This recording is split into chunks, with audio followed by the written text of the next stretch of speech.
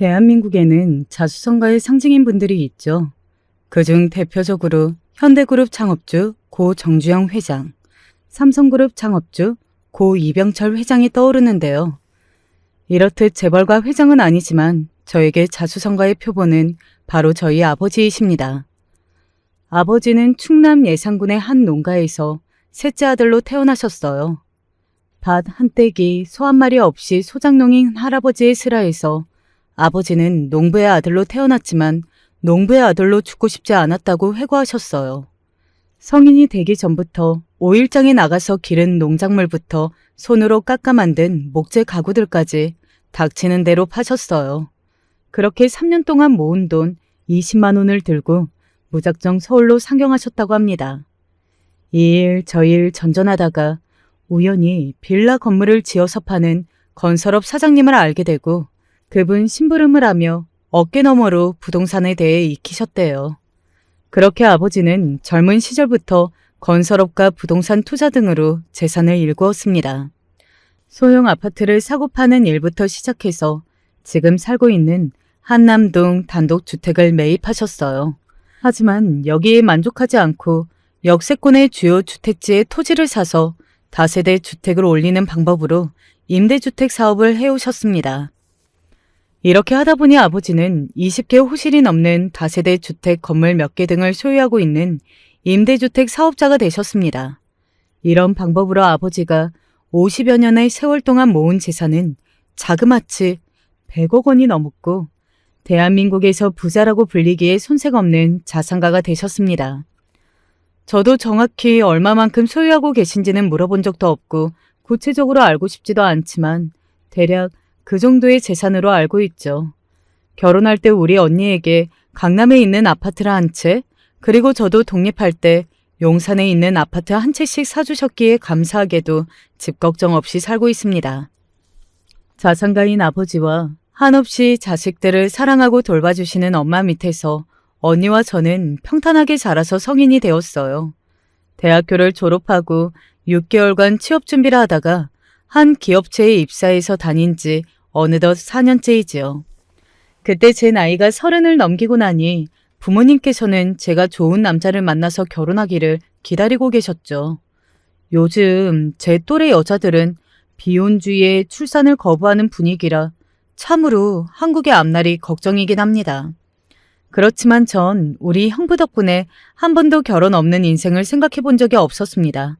능력 있고 가정적이며 처가에도 잘하는 형부를 보면서 어느덧 저도 그런 남편을 만나야겠다고 무의식 중에 그려왔는지도 몰라요. 저는 10살 터울의 언니 한 명이 있는데요. 언니와 형부의 러브스토리도 참 영화와 같습니다. 한번 들어보시겠어요?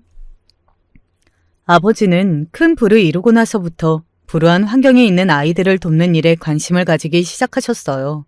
공부는 잘하는데 경제적 여건이 안 되는 학생들에게 대학 학자금을 지원하는 사업을 20년 동안 해오고 계셨는데 형부가 바로 그 학생 중 한 명이었다니까요. 형부는 아버지의 지원 덕분에 서울대 경영학과를 무사히 졸업할 수 있었어요. 그렇지만 더 넓은 세상에서 학위를 쌓고 싶었던지 미국의 대학원에 가고 싶은 마음이 들었습니다.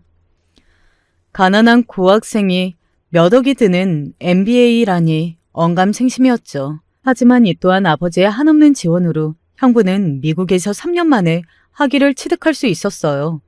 졸업 후 형부는 능력을 인정받아서 미국의 한 기업에서 일하다가 현재는 우리나라 식품 대기업의 임원으로 계신답니다. 이렇게 똑똑하고 능력이 있지만 인성까지 반듯하고 특히 아내와 처가에 잘하고 있으니 정말 1등 신랑감이지 않을 수 없죠. 제가 중학생일 때 언니는 형부와 만나 사랑에 빠졌었어요. 당시에 언니와 형부 모두 대학생이었는데 가족들에게 비밀로 하고 연애하고 있었어요. 하지만 저는 언니에게 남자친구가 생긴 것을 제일 먼저 눈치챘죠. 원래 자매는 누구보다 속속들이 서로를 아는 사이잖아요. 언니, 남자친구 생긴 거 맞지? 엄마 아빠도 모르고 계셔. 하지만 동생인 나한테는 비밀로 하기 없기다. 조그만 게 눈치는 빨라서. 그래 맞아. 나 사랑하는 사람 생겼어. 그런데 아직 부모님께 소개해드리지 못하는 속사정이 있단 말이야. 그게 뭔데? 유부남이야? 아니면 전과자? 으이크, 농담하냐? 세상 누구보다 능력 있고 법 없이 살 사람인 거 내가 보증해. 다만 이 남자 아빠가 후원하시는 학생 중 한 명이거든. 집안 사정이 많이 안 좋다고 할 수 있지. 그래서 아직 부모님께 말씀 못 드리는 거야. 남자친구가 유학 다녀와서는 꼭 결혼하기로 우리끼리 결혼을 약속했는데 어쩌면 좋지? 뭘 어떡해. 일단 그 오빠는 유학을 가는 거고 언니는 기다릴 수 있으면 기다리는 거고 아니면 다른 남자를 만나는 거지. 부럽다. 나는 아직 남자 한 번 사귀어 본 적이 없는데. 이 꼬맹아, 대학교만 가면 연애 많이 할 거니까 일단 공부나 열심히 하렴. 그 당시에는 언니가 잠깐 만나고 마는 남자라고만 생각했지만 의외로 언니와 형부는 수뇌부의 사랑을 했어요. 자신이 후원하던 학생이 자기 딸과 결혼하려고 약혼자로 나타났다는 사실에 아버지와 엄마 모두 처음에는 놀라셨어요. 그렇다고 해서 그 일 하나만 갖고서 반대하실 우리 부모님은 아니셨거든요. 결국 부모님은 언니와 형부의 결혼을 허락하시고 땡전 한 푼 없는 언니네에게 유학 비용이며 결혼식 비용이며 모든 지원을 아끼지 않으셨죠. 언니와 형부는 축복 속에 결혼식을 올리고 같이 미국으로 유학 다녀오고 한국에 온 지금까지 참 잘 살고 있습니다. 그런 언니네 부부를 곁에서 보며 자란 저도 그와 같은 러브스토리를 꿈꾸게 되었어요. 집안의 차이가 나더라도 결혼까지 꼴이 나고야 마는 그런 진정한 사랑 말이죠. 그런 사랑을 꿈꾸던 저에게도 곧 사랑이 찾아오고 맙니다. 제 친구 중에 인테리어 디자이너 일을 하는 친구가 있어요. 친구와 만나서 차 한잔하는데 고객 중 한 명이 공사를 다 마치고 나서도 차일피일 미루면서 공사 대금을 지급하지 않는다고 하소연했습니다. 야, 참 큰일이다. 그럼 어떡해? 돈을 못 받는 거야? 아이고, 부잣집에서 곱게 자란 아가씨라 그런 말 하는 거야? 왜 안 받아? 꼭 받아내야지. 이런 일이 한두 번도 아니고 결국 법으로 해결 보는 수밖에 없어. 변호사한테 공사 대금 지급 청구 소송 의뢰해야지 뭐. 참, 그런데 말이야. 우리랑 같이 일하던 변호사 사무실에 이번에 새로운 변호사가 들어왔거든? 그런데 오, 꽤 괜찮더라. 미혼인데다가 나이도 우리랑 몇 살 차이 안 나고. 그래서 말인데 너 소개팅 해보지 않을래? 친구의 소개팅 제의를 받고 저는 별 기대 없이 얼마 뒤 그 변호사 남자를 만나게 되었습니다. 소개팅 장소에 들어선 그 남자를 보는 순간 전 한눈에 반해버리고 말았어요. 중저음에 낮게 깔리는 목소리하며 짙은 눈썹을 가진 그는 심지어 변호사답게 스마트하고 명석해 보였습니다. 저는 성격이 비교적 둥글둥글 세상을 아름답게만 보는데 그 남자는 날카로운 시각으로 세상에 대한 비판을 하는 모습이 멋졌어요. 요즘 우리나라 정치판이 말이 아닙니다. 선거관리위원회도 하는 작태가 아주 가관이고 말이죠. 우리나라 선거제도부터 다 뜯어 고쳐야 해요. 입법기관인 국회가 저 모양인데 제대로 법을 만들고 지켜질 리가 만무한 거 아니겠습니까? 네, 저는 정치에는 문외한이지만 장훈 씨 말을 듣고 보니 맞는 것 같아요. 얼마 전에도 어린아이를 성폭행한 40대 남자가 겨우 실형 5년을 받았어요. 미국 같으면 종신형인데 말이죠. 진짜 이러면 어느 누가 우리나라 법을 믿고 따르겠냐고요? 이게 다 국회에서 우리나라 법 개정을 미루고 있기 때문이에요. 소개팅에서 나누기엔 다소 무거운 이야기였지만 사회 정의감이 투철한 장훈 씨가 멋져 보여서 그의 말을 경청했습니다. 그리고 장훈 씨는 제가 야가 빠진 젊은 여자들 같지 않고 착하고 배려심 깊어 보인다면서 또 만나서 데이트를 하자고 호감을 표현했어요. 그날부터 저는 장훈 씨와 연애를 시작했습니다. 장훈 씨는 변호사라 그런지 두뇌가 명석한 데다가 부조리한 상황은 그냥 넘어가지 못하는 성격이라 함께 다니면서 난처한 일을 겪어야 했습니다. 한 번은 초밥집에서 데이트를 했을 때의 일이었어요. 맛있게 초밥을 먹던 도중 저는 깜짝 놀라고 말았습니다. 너무 매워. 어머나. 초밥에 고추냉이가 잔뜩 들어있잖아. 조리한 요리사의 실수였는지 제가 먹었던 초밥에 고추냉이가 많이 들어있었어요. 저는 먹던 초밥을 뱉어내고 다른 것을 먹으려고 하는데 갑자기 장훈 씨가 소리쳤죠. 잠깐, 먹지 마. 이봐요, 매니저, 여기 좀 와보세요. 이렇게 식당 직원을 부르는 것이 아니겠어요? 장훈 씨, 저는 괜찮아요. 그 초밥만 안 먹으면 되죠. 사람이다 보니 실수할 수도 있잖아요. 저는 소란을 피우고 싶지 않았지만 장훈 씨는 이런 건 바로 잡아야 한다며 기어코 식당 매니저에게 방금 있던 일을 따지고 들었어요.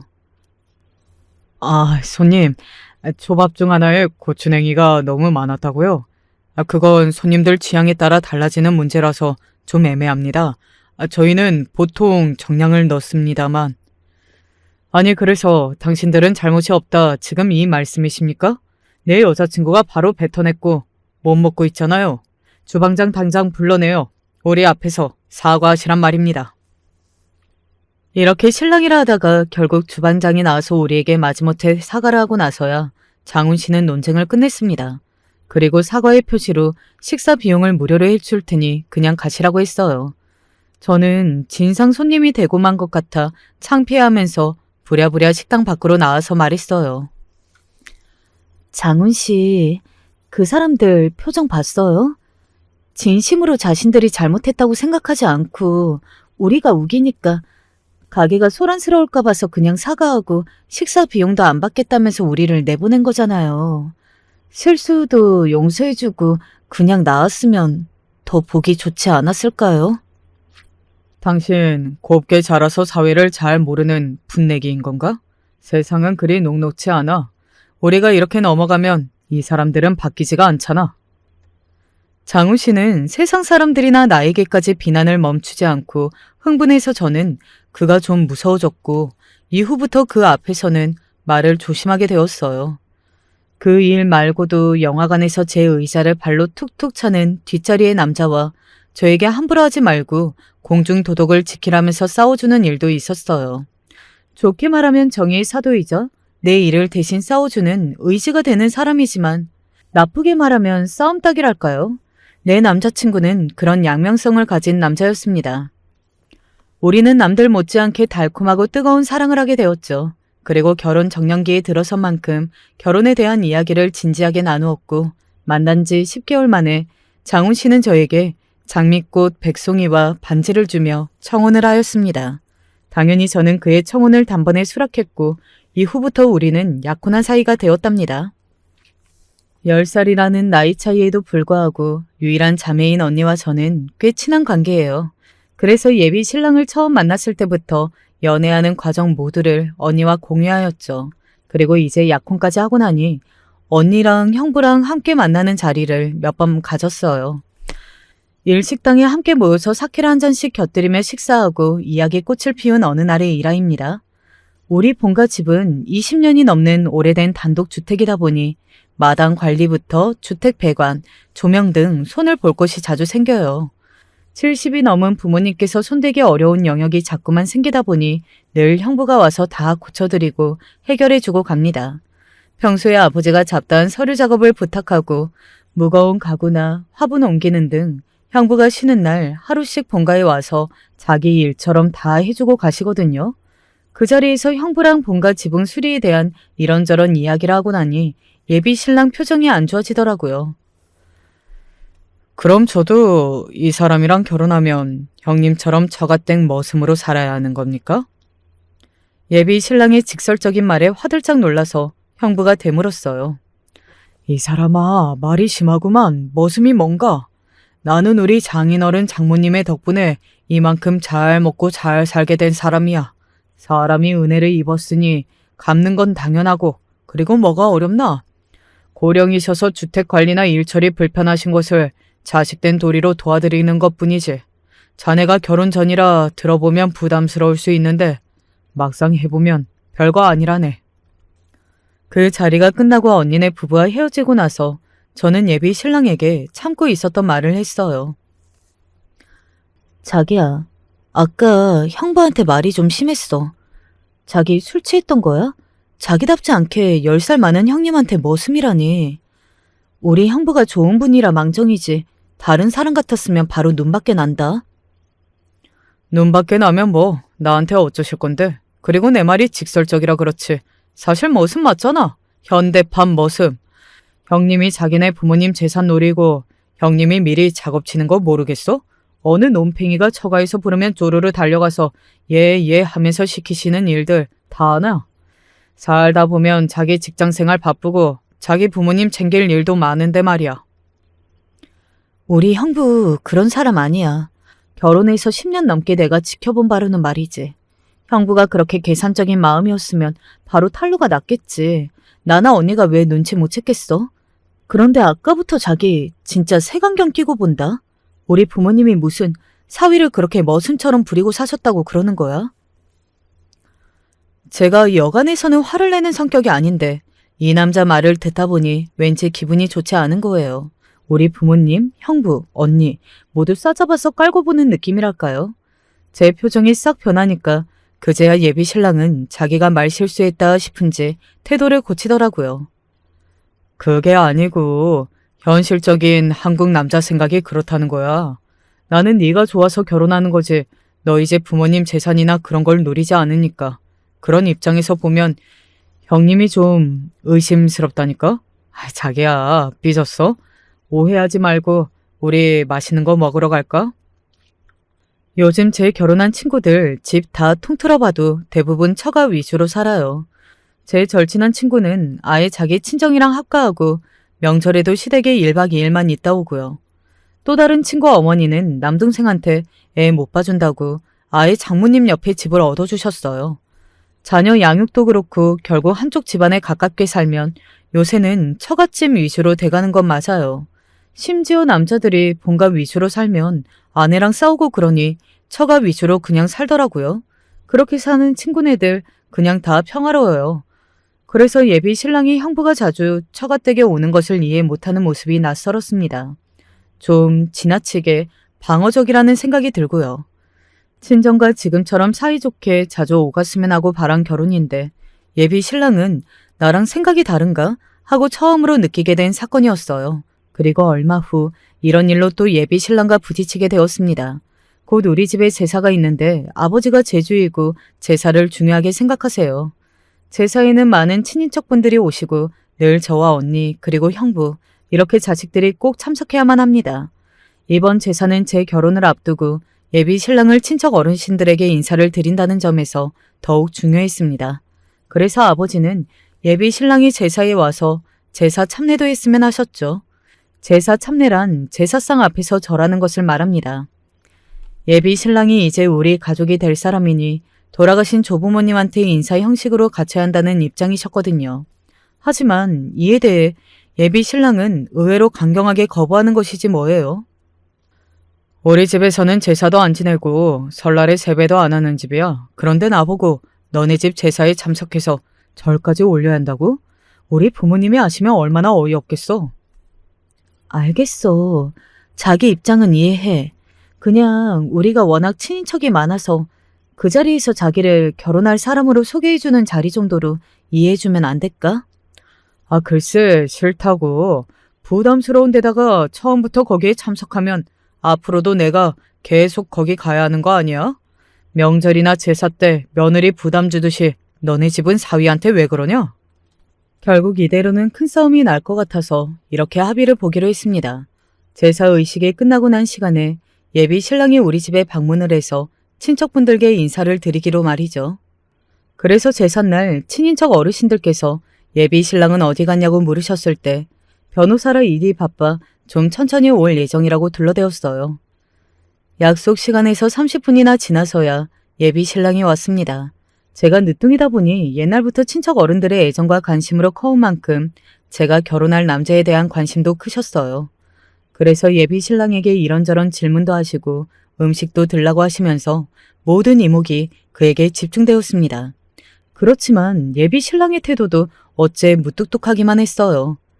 인사차 시댁에 갔을 때 저는 말이 많은 성격이 아니지만 무슨 말이든 하려고 머리 쥐어짜내면서 서먹한 분위기를 안 만들려고 노력하는데 예비 신랑은 그런 게 안 보여서 마음에 들지 않았습니다.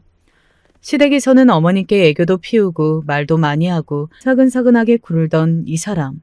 우리 집에만 오면 말수도 줄이고 나가서 담배 피고 온다며 마당에서 한참 있다 들어오고 그러네요. 이번 모임은 자기가 어른들께 점수 따는 자리라고 미리 그렇게 신신당부를 했는데 노력하는 모습이 보이지 않아 서운한 마음이 들기 시작했습니다.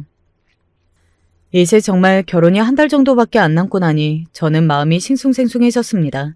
예비 신랑도 예민해졌는지 우리는 자주 다투게 되어서 서로 조심하고 있던 터였어요. 일전에 몇 번 예비 신랑과 부딪히고 나서 저는 그에게 무언가 요구하거나 바르는 것이 무서워졌습니다. 그래서 마음에 안 드는 부분이 있더라도 혼자 삭히면서 지냈어요. 구독자 여러분, 아무리 처가 재산에 관심 없는 남자라도 처가에서 몇 억 재산을 받으면 와이프와 업동 정도 다시 생긴다는 게 진짜일까요? 회사 직원들과 회식을 하던 중에 들은 일입니다. 올해 부서 팀장님이 올해 나이가 50이 되셨는데 문득 이런 말씀을 하시는 거예요. 자기 대학 동창이 처가에서 8억 정도 유산을 받을 예정인데 와이프 얼굴이 달라 보인다며 매일 퇴근 후 부인께 봉사하러 집으로 일찍 들어간다고요. 중년에 들어선 부부가 정이 시들어졌을 때 와이프가 처가에서 재산 상속을 받으면 없던 정도 생기는 거라고 하시던데요.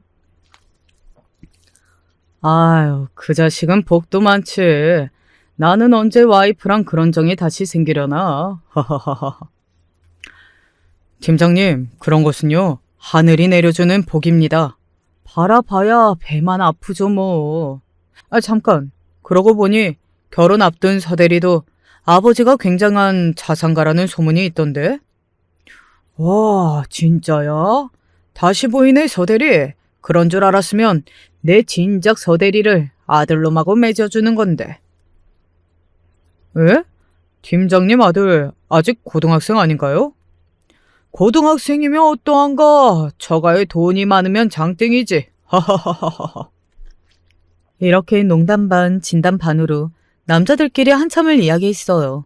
이게 정말인지 남자들은 정말 그런 생각들을 갖고 있는 걸까요? 회식이 끝나고 나오면서 머리가 복잡하고 가슴이 답답해졌습니다. 남들 눈에 저나 예비 신랑이 그렇게 보이는 걸까요? 처가 재산 노리고 들어가는 운 좋은 놈, 그리고 예비 신랑도 진심으로 저를 사랑해서가 아니라 처가 재산에 눈이 멀어서 제게 잘해주고 결혼까지 하려는 걸까요? 괜히 이런저런 생각을 하는 것보다 그의 목소리를 듣는 게 낫겠다 싶어서 예비 신랑에게 전화를 걸었습니다. 자기야, 뭐해? 나야, 아직도 일하고 있지. 요즘 재판 잡힌 게 많아서 엄청 바쁘다고 했잖아. 그런데 이 시간에 갑자기 왜? 무슨 일 있어? 아니, 오늘 회식이 있어서 회사 사람들하고 얘기하다 보니 좀 마음이 복잡하더라고. 자기는 정말 나를 사랑해서 결혼하는 거 맞지? 다른 사람들은 처가 재산이 많으면 이영자 몸매의 추녀여도 괜찮다고 말하는 거 있지? 우리 커플도 남들이 다 그런 색안경 끼고 보는 것 같아서 말이야. 그딴 사람들 말 왜 신경 써? 내가 백수야? 우리 집이 가난하냐고. 나 능력 있는 변호사이고 우리 부모님도 매달 연금 나오시고 먹고 살만해. 너희 부모님 재산 노리고 결혼하려는 그런 쫌팽이로 보이냐 넌? 바빠서 야근하고 있는데 이런 얘기 듣고 있으려니 나 좀 화나려고 한다. 그의 말을 듣고 나니 제가 했던 의심이 싹 거치고 예비 신랑이 그렇게 믿음직스러워 보일 수가 없었어요. 그래, 자기 말이 맞아. 미안해. 내가 괜히 결혼 앞두고 심란해졌나 봐. 내 말 신경 쓰지 말고 어서 일해. 건강 상하니까 쉬엄쉬엄 하고. 알겠지? 예비 신랑과 전화를 끊고 그래, 내가 엉뚱한 뭔 생각이냐. 결혼 준비나 잘하자. 다짐하고 가벼운 발걸음으로 집에 갔습니다. 그렇지만 이것은 우리의 갈등의 끝이 아니었습니다. 예비 신랑에 대한 의심이 폭발하고 많은 일을 겪게 되었거든요. 결혼식 날 입을 맞춤 한복이 나와서 예비 시모의 것을 가져다 드리기로 하고 저는 시댁에 방문했습니다. 그리고 거실에서 어머님과 한복을 대보면서 있다가 목이 말라서 부엌으로 갔어요. 어디선가 속닥속닥 남자들의 목소리가 들려왔습니다. 그것은 부엌에서 연결된 뒷 베란다에서 나오는 소리였는데 예비 신랑과 시부가 함께 담배를 태우나 보다 하고 넘어가려다가 저는 그 자리에 멈춰서서 그들의 대화를 듣게 되었어요. 아버지도 옛날에 엄마랑 결혼하기 전에 이러셨어요? 나 요즘 살맛이 안 나요. 한 여자한테만 잡혀서 자유도 빼앗기고 살 생각을 하니 어떻게 한 여자에게만 만족하고 평생 사냐고요. 세상에 쭉쭉 빵빵 예쁜 여자가 얼마나 많은데 말이에요. 남자라면 모두 다 그런 마음이지 뭐. 네 맘 이해하지만 어쩌겠냐. 네가 돈 다 쓰고 죽어도 남을 만큼 부자면 나는 결혼하라고는 안 한다. 그냥 여자들 가볍게 만나면 되지. 무슨 결혼이야. 결혼도 결혼인데 예진이 걔가 막 예쁘고 애교도 있는 성격이 아니잖아요. 착하고 맹한 구석이 있어서 편하기는 한데 같이 살다 보면 막 질릴 것도 같고 게다가 진짜 짜증나는 게 걔네 집 사람들이야. 형님은 무슨 착한 남편 행세에서 안 입고 왠지 결혼하고 나면 장인어른이 자주 처가댁으로 부를 것 같아서 진짜 못 견디겠단 말이에요. 나 이 결혼 그냥 물을까 봐요, 아빠. 너 말이다. 너희 장인 재산이 정확히 얼마인지는 아냐? 장인어른이 이미 용산에 있는 아파트는 예진이한테 증여해 주셨고 삼성전자 주식이라면 합치면 15억 원짜리 되지 않을까 싶은데요. 또 아버님 돌아가시고 친정에서 물려받을 재산은 얼마려나? 생각해봐라. 네가 결혼하고 몇 년 있다가 이혼하게 된다면 그것도 재산 분할돼서 네 수중으로 들어오지 않겠냐? 그냥 꾹 참고 일단 결혼하고 좀 살다가 이혼해라. 그 장인 나이도 많다면서 결혼하고 몇 년간 같이 살면 몇 억이 생기는 건데 완전히 남는 장사이지. 그리고 내가 예전에 은행에 다녀서 직장 후배 통해서 그 집 재산 조회를 좀 해봤지. 그렇게 저렇게 다 합치면 재산이 100억은 훌쩍 넘겠더라고. 그런데 내 한 가지 걱정이 걔 위에 결혼한 언니가 있다면서 그 부부는 어때 보이던? 아휴, 유산 나눌 때 아주 싸움 날 텐데 걱정이구만. 그리고 그 언니 남편이 그렇게나 저가에 잘한다면서. 이놈아, 네가 이렇게 태평할 때가 아니야. 주말마다 저가에 가서 엉덩이 딱 붙이고 있어. 자주 보는 새끼 정 안 갈 수가 없는 법이다. 그래야 네 몫이 1%라도 더 생기지. 그게 돈으로 치면 얼만데. 아빠, 나 그렇게까지 하기 싫단 말이에요. 그 집 식구들도 너무 친한 척 굴고 친척들은 또 어찌나 많은지 바글바글해 아주. 보고만 있어도 숨 막힌다고. 아이고, 이 저런 놈아. 아무리 네가 변호사라고 해봐야 요즘 변호사가 예전만 하냐? 다 영업해서 큰 사건 맡아야 돈 버는 거 그게 쉽냐고. 너 한 달에 얼마 벌어? 그거야 매달 다르죠. 사건 수임되는 거에 따라 결정되는 건데 1년 연봉으로 치면 2억 정도 되려나? 그러니까 그 2억 받아서 매달 네 손에 얼마 쥐어지냐고. 세금 떼고 비용 정산하면 아마 한 달에 1,000만 원쯤 될까 말까? 맞아요. 아빠 아주 귀신이네. 이놈아, 내가 은행밥만 수십 년을 먹었다. 돈에 있어서는 딱 보면 아주 바삭하지. 그런데 거기 다세대 주택 건물 하나만 있어봐라. 매달 월세가 몇백만 원은 나올 텐데 너 뼈 빠지게 버는 돈이랑 그 월세랑 뭐가 쉽겠어. 그러고 보니 처가 재산이 대단한 거였네.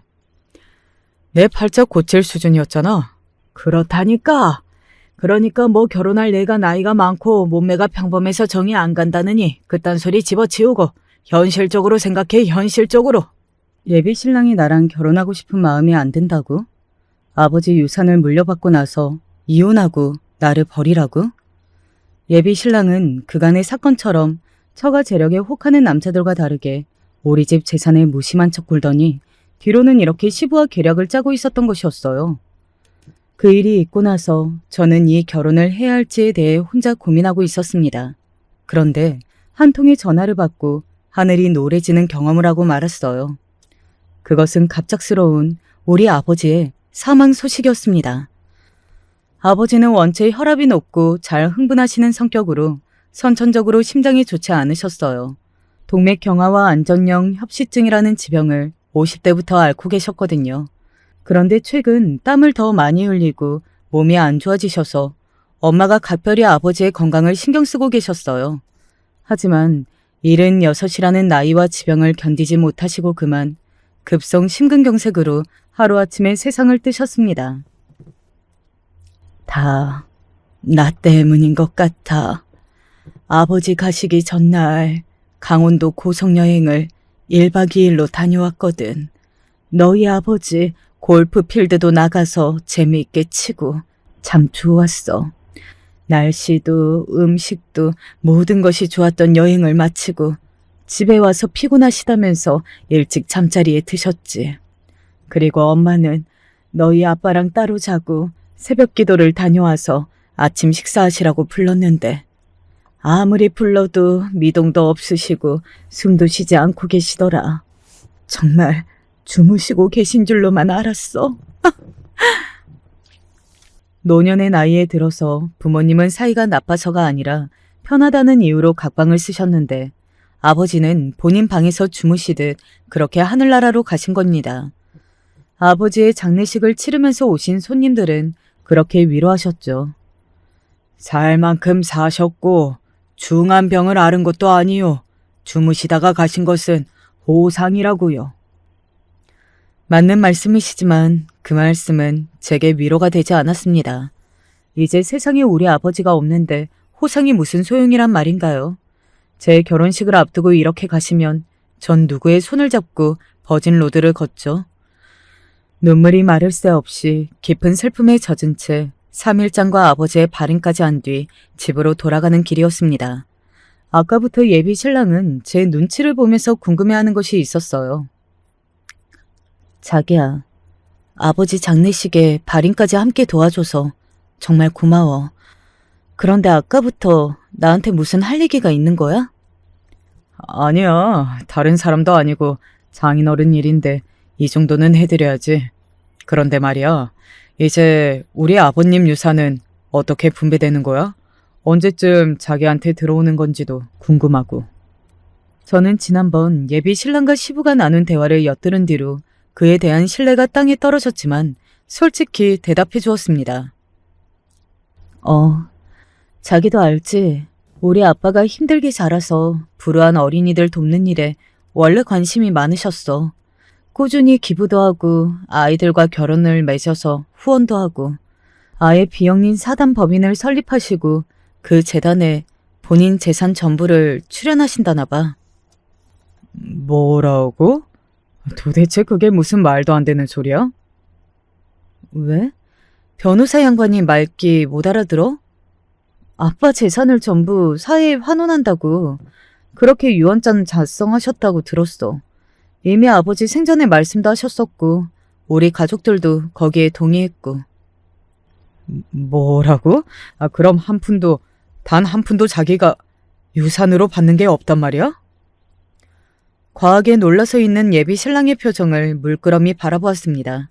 그의 표정은 당황스러움과 분노와 억울함 등으로 알아볼 수 없게 일그러져 있었어요. 그러고 이제 그는 자기 본심을 노골적으로 드러내기 시작했습니다. 웃기지도 않아서. 뭐? 기부? 너희 아빠가 정주영 회장이야? 이건희 회장이라도 되냐고. 분수에 안 맞게 무슨 재벌 회장 코스프레냐? 자식 둘이 있는데 어느 정도는 물려줘야지. 전액 기부라는 게 말이 돼? 잠깐.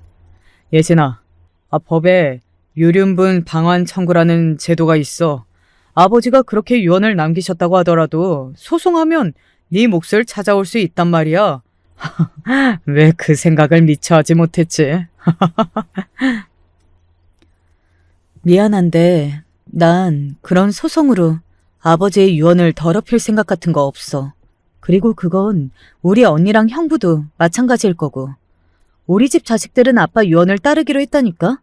아빠가 벌어놓으신 재산을 탐하고 싶지 않아. 그런데 왜 친자식도 아닌 당신이 우리 아버지 유산에 그리 관심이 많은 거야? 아이씨, 젠장. 야, 막말로 네가 이쁘기라냐, 어리고 귀엽기라냐?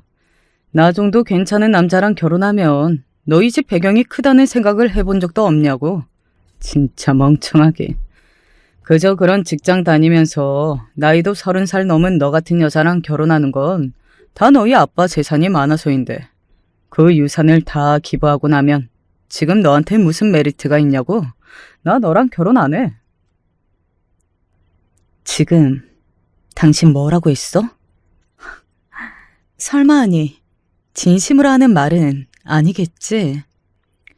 말 2번 해야 알아듣겠냐? 너랑 파혼한다고. 내 앞으로 온 손님들 조의금까지 당장 돌려줘. 아이씨, 똥 밟았네 진짜. 그래, 사람이 너무 놀라고 당황하면 홧김에 감정적으로 그럴 수 있다. 처음에는 예비 신랑을 이해해 보려고 했습니다. 그렇지만 다음 날부터 예비 신랑은 제 전화를 차단하고 카톡이나 문자도 보지 않은 겁니다. 하루, 이틀, 일주일이 지나자 저는 실감하게 되었습니다.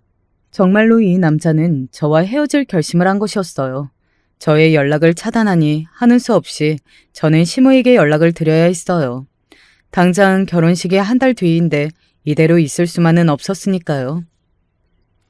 어머님, 안녕하세요. 요즘 장훈 씨랑 연락이 닿지 않아서요. 무슨 일이 있는 건 아닌지 걱정되네요. 그렇구나. 일단 아버지 일로 상심이 클 텐데 어떻게 잘 지내고 있는 거니? 네, 어머님 염려 덕분이에요. 그런데 갑자기 시부의 전화를 시부가 낚아챈 모양인지 시부가 전화를 받았습니다. 너 말이다. 사람이 그러는 거 아니야. 곧 결혼한 우리 장훈이랑 시아비인 나를 무시해도 유분수지. 그런 중요한 일을 상의 한마디 없이 처리하다니 말이야. 너 유산 한 푼 못 받는다면서? 장훈 씨한테서 얘기 들으셨구나. 그런데요, 아버님, 죄송하지만 저희 아버지 유산 문제에 장훈 씨나 아버님이 왈가왈부하실 건 선을 넘으신 것 같아요. 그리고 사회에 환원하신다는 뜻은 칭찬받을 만한 거잖아요.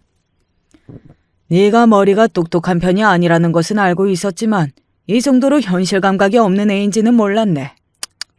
아직도 상황 파악이 안 되냐? 왜 내 아들이 네 연락을 피하겠냐고. 아버지 유산 한 푼 없는 네가 무슨 별 볼 일 있다고 우리 잘난 아들하고 결혼하려고 하는 거냐고. 당장 우리 조의금이나 뱉어내라 이거사. 이 말을 끝으로 시부는 전화를 끊어버렸습니다.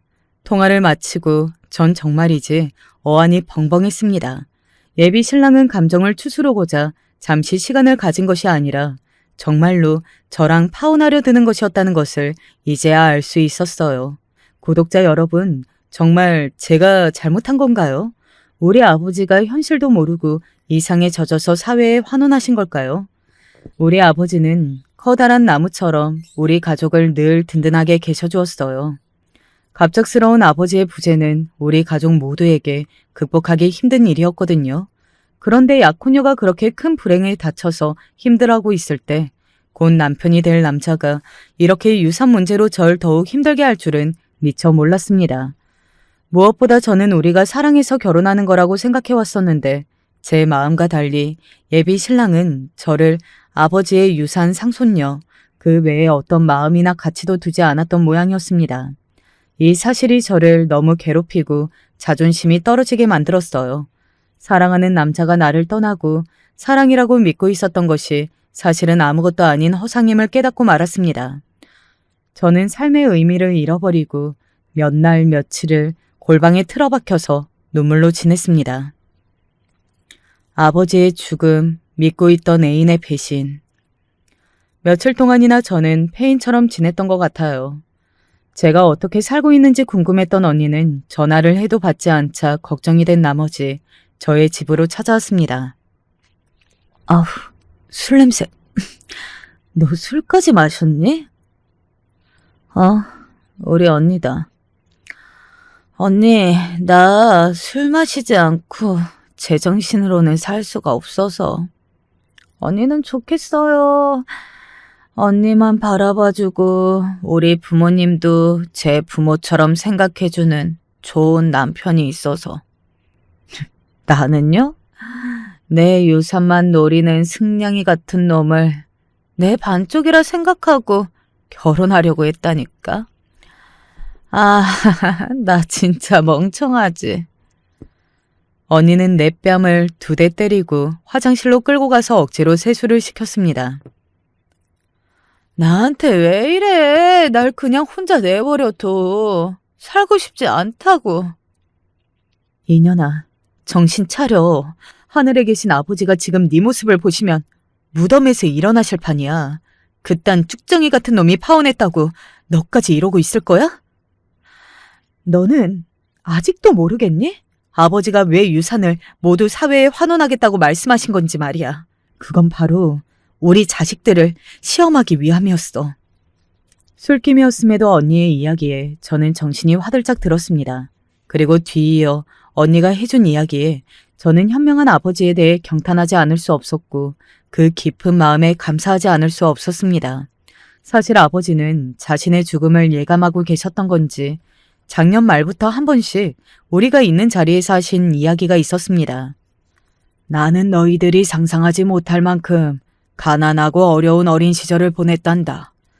그래서인지 지금도 그런 아이들을 보면 많이 도와주고 싶어. 지금 내 2딸들이 모두 바르게 잘 커서 자기 가족도 건사하면서 잘 지내고 있지 않니? 그래서 미안하지만 내 재산을 정말 도움이 필요한 어린아이들을 위해 쓰고 싶구나. 이런 내 뜻을 이해해 줄 수 있겠느냐? 언니와 저는 진심으로 아버지를 이해하고 그분의 뜻을 따르고자 했습니다. 그렇지만 사실 아버지의 속내는 자식들이 갑자기 생긴 큰 돈 앞에서 변할까봐 그것을 염려하셨던 거였어요. 우리 앞에서는 그렇게 선언하시고는 실제로 변호사와 작성한 유언장은 말씀과 달랐습니다. 아버지가 갖고 계신 육아증권과 현금 등 약 50억은 실제로 불우한 어린이들을 돕는 재단에 기부한 것이 맞습니다. 하지만 언니와 제 앞으로 강남에 소재한 건물을 한 채씩 물려주셨던 겁니다. 언니는 신사동, 저는 압구정동에 위치한 무려 50억에 육박하는 건물을요. 나랑 너희 형부도 아버지 유산에 대해서는 단념하고 있었지. 솔직히 조금 섭섭한 면도 없지 않았어. 너희 형부가 우리 부모님한테 좀 잘했니? 그런데 나 이번 일로 내 남편 다시 봤다. 내가 아버지한테 좀 서운하다고 했더니 도리어 너희 형부하는 말이 이렇더라. 아버님이 지금까지 모자람 없이 키워주신 게 얼마나 큰 복인지 너희 자매는 모른다. 없이 자라봐서 난 알아. 든든하게 그늘이 되어주시는 부모님이 얼마나 감사한지 말이야. 내 대학부터 직장 자리 잡을 때까지 장인어른이 내게 베풀어 주신 걸 생각하면 나는 지금 해드린 것이 부족해서 안타까울 뿐이야.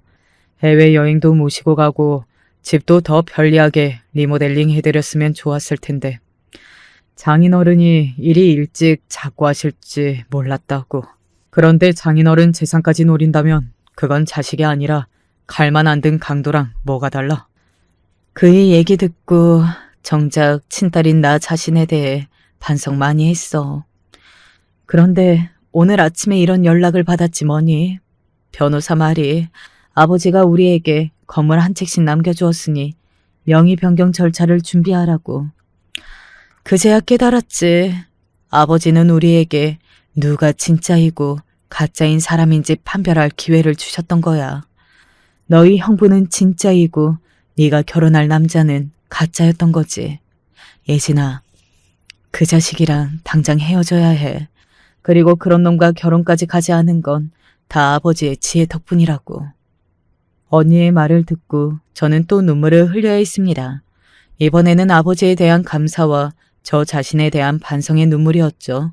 술을 끊고 멀쩡한 정신으로 하나하나 생각을 정리하기 시작했습니다. 저는 결혼을 약속하면서 예약했던 것들을 하나하나 취소부터 했습니다.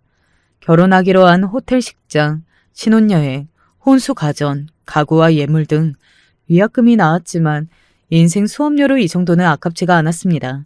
취소하는 과정에서 결혼 당사자인 예비 신랑에게도 취소를 확인하는 연락이 간 모양이었어요. 그리고 예비 신랑 계좌로 260만 원, 그와 관련돼서 온 조문객들이 주신 것과 본인이 낸 조의금까지 모두 한 푼도 남기지 않고 돌려주었습니다. 그러고 나자 잠수를 탔던 그에게서 연락이 왔습니다. 그렇게 연락하고 찾을 때는 미동도 없더니 돈이 오가고 나니 득달같이 전화를 하는 모습에 정말 밥맛이 떨어질 지경이었죠. 위약금은 네가 물 거야? 너는 약혼자였던 사람에 대한 예의조차 없구나. 그동안 연락을 끊고 있었으면서 잘 지내는지 안부를 묻는 게 먼저 아니야? 그래, 위약금? 내가 물어줄게. 내가 받는 월세가 달에 몇 천만 원인데 겨우 그깟게 어려울까? 그게 무슨 소리야? 월세라니? 아, 넌 아직 모르고 있겠구나. 나도 최근에야 알게 되었어. 우리 아버지가 너같이 우리 집 재산만 보고 달려드는 양아치 같은 놈을 골라내라고 현명한 꾀를 내셨던 거더라. 아버지 재산 중에 현금만 기부하신 거고 압구정에 있는 5층짜리 건물은 내 것이거든. 뭐라고? 정말 고마워. 너도 너희 아빠도 참 단순해갖고 우리 아버지가 꾸며낸 유언장 얘기만 듣고 나를 걷어차줬으니까 말이야. 하마터면 내 50억짜리 건물도 함께 나눠 먹을 뻔했지 뭐야. 괜히 거짓말 치지 마. 그럴 리가 없잖아. 그래, 현실로 믿고 싶지 않겠지. 한 달에 월세만 2천만 원 가까이 나오는 건물을 혼수로 해갈 뻔한 여자를 네 발로 찼으니 내 손안에 들어온 1등 당첨된 로또 종이를 직접 찢어버린 것과 같지. 어디 너뿐이니? 너희 아빠도 똑같은 종자인 걸 다 알아버렸으니 말이야. 예진아. 사실 나는 너한테 그동안 내 잘못을 반성하고 다시 만나자고 하려고 연락했던 건데 이렇게 내 진심을 오해하면 곤란해. 됐거든? 야비하게 네 밑바닥까지 다 보인 마당에 이제 와서 연기 같은 거 하지 마. 정말 역겨우니까. 이제 연락도 하지 마. 나 당분간 마음을 정리하기 위해서 해외여행 몇 달 동안 다녀올 거니까. 몇 달이나? 아니 그럼 다니던 회사는 어쩌고? 너야말로 아직 현실 파악이 안 되는 모양이네. 건물 월세로만 돈이 넘쳐나는데 내가 왜 회사에 다니겠니? 앞으로 내가 무슨 일을 정말 하고 싶은지 생각 좀 해보고 다음 일을 찾아볼 거야. 이제 너와 연락할 일은 정말 없으니까. 잘 살아? 예비 신랑에게 속 시원히 할 말 못할 말 다 늘어놓으며 참교육을 하고 나니 사이다를 마신 듯 시원하더군요. 그와 헤어지고 저는 직장을 그만두고 나서 세계 여러 나라를 돌아다녔습니다. 그렇지만 호화로운 호텔, 멋들어진 관광지를 다닌 여행이 아니었답니다. 이번 일을 겪으면서 아버지가 행하셨던 세상의 약한 자들을 향한 따스한 마음을 이어받고 싶은 꿈이 생겼거든요. 아프리카와 인도, 동남아, 최빈국들을 돌아다니며 봉사활동을 했습니다. 그리고 그 일이 제가 정말 하고 싶은 일이라는 것을 느끼고 앞으로도 그런 일을 하고자 유니세프에 취직을 알아보고 있습니다. 새로운 꿈을 위해 바쁘게 살고 있던 어느 날 예비 시부에게서 전화를 받았습니다. 예비 신랑이 교통사고를 당해서 병원에 입원해 있다면서 연락을 한 것이었죠. 아가, 사돈 어른 장례식 이후로 오랜만이다. 잘 지내고 있느냐? 우리가 그래도 혼사까지 갈 뻔한 깊은 인연이었는데 아픈 사람 얼굴은 보러 올 수 있지 않나 싶어서 이렇게 어렵게 전화를 한 게다. 우리 아들 너랑 헤어지고 나서 참 힘들어하고 반성도 많이 했어. 얘야, 죽은 사람 소원도 들어준다는데 네가 한 번만 보러 와주면 얘가 금방 회복할 수 있을 것 같구나. 앞길이 구말리인 젊은 내 아들 좀 살려다오. 저도 그 사람과 헤어지고 나서 단번에 제 마음에서 그를 지운 것은 아니었습니다. 그와 다시 만나겠다는 마음이 들어서가 아니고요. 여러분도 공감하실 수 있으시죠? 사랑했던 마음이 그리 쉽게 모자르듯 잘라내는 것이 아님을요. 그간 미치도록 그리울 때가 있어서 나도 모르게 그의 핸드폰 번호를 누르고 있는 것을 힘껏 참아보기도 했고 한국으로 돌아가서 그의 품에 안기고 싶은 충동이 일어난 날도 있었습니다. 그럴 때마다 내가 가장 힘들 때 배신하고 아버지 재산을 노렸던 기억을 떠올리면서 우리는 안 될 인연이지 하고 마음을 정리해 왔어요. 그리고 이제 반년 가까이 지난 지금은 그를 사랑하는 마음이 많이 희석되었습니다. 다만 그가 교통사고를 당했다는데 얼마나 다친 것인지도 궁금하고 제가 그의 회복에 도움이 된다면 도움을 주고 싶은 마음도 들어요. 사람이 실수로 나쁜 마음을 먹을 수도 있는 것인데 용서하고 기회를 다시 줄까도 싶어요. 그저 병문안만이라도 한번 가볼까요? 아니면 지금처럼 이 세상에 없는 사람인 척 모른 척 잊고 사는 게 정답일까요? 이 이야기를 꺼내자마자 우리 언니와 형부는 펄쩍 뛰면서 그 사람과 아예 상종을 해서는 안 된다고 반대만 하고 있어요. 여러분, 저는 어쩌면 좋죠? 저보다 지혜가 많은 인생 선배님으로서 제 고민에 답을 좀 내려주세요. 혹시 저와 같은 경험을 겪었는데 상대방이 정말 개과천선에서 돌아온 적이 있으신지도 궁금합니다. 어떤 조언과 말씀도 달게 들을 준비가 되어 있으니 댓글로 남겨주시면 감사하겠습니다.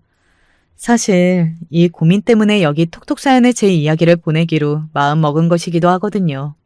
그럼 많은 분의 지혜를 기다리며 저는 작별 인사를 드리겠습니다. 모두 안녕히 계세요. 정말 가슴이 뜯길 만큼 힘들어서 그만하고 싶다고 생각하다가도 이상하게 그 순간을 어찌어찌 보내면 또 다른 숨쉴 구멍이 나오기도 합니다. 그런 걸 보면 인생은 다 살아보기 전까지는 어떻다고 말을 할 수 없는 것 같아요. 요즘에 제 삶이 그런데 사실 제 얘기를 자세히 들어보시면 용케도 버텼구나 싶으실 거예요. 저희 남편은 결혼한 이래 제 속을 썩이지 않았던 기간이 아주 짧아요. 우리는 분명히 연애 결혼을 했고 2년 정도 넘게 만나오다가 서로 확신에 차서 결정을 하게 되었는데요. 그때까지만 해도 저는 이후 모든 삶이 무탈하고 좋을 줄만 알았어요. 그런데 제가 생각했던 방향과 남편이 생각했던 것은 달랐나 봅니다. 웨딩 마치라 하면 남편 팔짱을 끼고 나올 때에는 우리가 서로 같은 곳을 보고 있다고 생각했는데 그게 아니더군요. 결혼하고 나니 신혼을 보낸 지 한 6개월도 안 되어서 계속 일이 바쁘다며 밖으로 도는 게 아니겠어요. 당시 저는 임신 중이라 몸도 힘든데 맨날 늦게 들어오는 남편 때문에 너무 힘들었어요. 여보, 오늘은 좀만 일찍 들어와 주면 안 돼? 일 바쁜 거 알잖아. 당신이 조금만 더 고생해줘. 남편은 그렇게 말하며 매일같이 술을 마시고 들어왔어요. 하다못해 친정엄마도 결국 남편을 앉혀놓고 야단치실 정도였는데요. 입덧이 너무 심해서 밥도 못 먹고 다니던 직장도 그만두고 집에서 누워있는 저에게 남편이 정말 몹쓸 짓을 했기 때문이에요. 어느 날 집에 안 들어오기를 밥 먹듯이 하고 툭 하면 회식이다 야근이다 하면서 집에 들어온 남편에게서 수상한 영수증을 발견하게 되었어요. 당신, 이게 뭐야? 이런 데 다니는 거야? 그냥 일 때문에 간 거야. 일하는 사람 피곤하게 그런 걸로 바가지 좀 긁지 마. 뭐? 일 때문이라고? 여길? 제가 본 영수증은 한눈에 봐도 결혼한 사람이 드나들어서 당당하게 내밀 수 있는 것은 아니었어요. 보고 얼마나 화가 나던지, 뱃속에 자기 애를 임신하고 있는 아내에게 이럴 수 있는 건지 정말 미친 듯이 분노하게 되었어요. 당신 정말 제정신이야? 어떻게 그럴 수가 있어? 아니라고 그런 거 왜 이리 오바를 해? 당신이 그러니 내가 밖으로 놔두는 거 아니야. 남편은 저 와중에도 정말 저런 말들을 내뱉으며 당당했어요. 아마 보통 여자였다면 이혼했을 겁니다. 입덧이 심해서 물만 마셔도 토하고 있는 저를 놔두고 매번 그렇게 술에 떡이 되어서 들어오고 하루가 달리 말라가는 저와 달리 남편은 뭘 그렇게 잘 먹고 다니는지 맨날 살만 찌더군요. 그런 모습들을 두고두고 참아왔었는데 임신 중에 나가서 저렇게 바람까지 피고 다니는 걸 알게 되니까 도저히 견딜 수가 없었어요. 결국 울면서 친정엄마에게 하소연을 했고 엄마는 도저히 이것만은 참을 수 없다며 남편을 불러서 크게 야단을 치셨어요. 자네 이게 뭔가? 결혼한 지 얼마나 됐다고 임신한 부인 두고 이럴 수가 있어? 어? 남편은 이상하게 어른들한테는 깍듯해서 이때는 머리를 조아리고 쩔쩔맸어요. 장모님, 죄송합니다. 그게 일 때문이라 다시는 그런 일 없도록 하겠습니다. 엄마는 분에 못 이겨서 눈물이 그렁그렁해지시더니 이윽고 쐐기를 박으셨어요. 마음 같아선 당장 우리 수민이 데려가고 싶지만 자네도 아빠가 된 책임을 지길 바래서 이번만 넘어가겠네. 한 번만 더 이런 일 있으면 그땐 사돈어른 모셔서 단판을 지을 거야. 네, 알겠습니다, 장모님. 이렇게 쩌렁쩌렁하게 불호령이 떨어졌으니 이후로 남편도 조금은 무서운 줄 알고 주의를 할 줄 알았어요. 그런데 저희 엄마 앞에서만 알겠다고 그렇게 빌어놓고 저는 만만한 건지 이후로 더 엇나가더라고요. 너 아무리 그래도 그렇지 그걸 그대로 일러 바쳐? 내가 우리 엄마한테 말 안 하게 생겼어? 지금 누구 잘못인데 그렇게 당당해? 말을 말자. 너랑 이제 말하기도 싫다. 애 때문에 너랑 사는 줄 알아. 뱃속 아이 때문에 누가 참고 있는지는 전혀 생각도 안 하고 이제는 장모님한테 야단 맞으니 처가도 가기 싫고 부담스럽다고 아예 경조사에는 얼굴도 드러내지 않더라고요. 그렇게 저는 만삭이 되고 몸이 힘들 때에도 울면서 겨우 그 시기를 버티게 되었어요. 차라리 그 시기에 남편이 꼬박꼬박 생활비를 주었다는 정도만으로 위안을 삼아야 했던 걸까요? 여전히 바쁘다면서 잘 들어오지도 않고 가끔 제 눈치를 볼 때에만 아들이 태어나면 이것도 저것도 해주겠다고 허세만 부려댔어요. 그때 저는 남편도 없이 혼자 산부인과를 다니면서 그 기간들을 견뎠고 결국 심한 진통을 겪을 때에도 엄마가 제 옆에 계셨을 뿐 남편은 뒤늦게 나타났어요. 그것도 정말 믿을 수 없는 모양새로 나타났더군요. 자네 지금 장난하자는 건가? 장모님, 죄송합니다. 제가 회식을 늦게까지 하느라고요. 그러니까 일 때문입니다. 기가 차서 원. 술에 완전히 찌들어 살았던 건지 몇 시간을 퍼마시다가 이제 막 나온 추리한 모양새로 와서는 제대로 중심도 못 잡고 비틀거리며 서 있던 남편. 그런 사람을 내 아이의 아빠라고 애를 안겨줘야 한다니요. 그래도 어쩌겠어요. 자기 손으로 핏줄을 안아봐야 좀 정신을 차릴 것 같아서 저도 아기가 태어난 한동안은 남편에게 신경을 끊고 최대한 서로 심기를 건드리지 않으려고 노력했어요. 처음엔 남편이 잘해주기도 했어요. 아무래도 자기 핏줄이고 아이가 생기다 보니 집에도 일찍 들어오고 술 먹는 날들도 줄어들더라고요. 어느 날은 아기 장난감을 사가지고 들어왔다며 들떠하고 주말엔 아기 보는 재미에 빠져 약속을 잡지도 않고요. 그런 남편의 모습을 보니 처음으로 집안에 평화라는 게 찾아들었나 했습니다. 그래, 우리 장서방이 철이 좀 든 것 같지?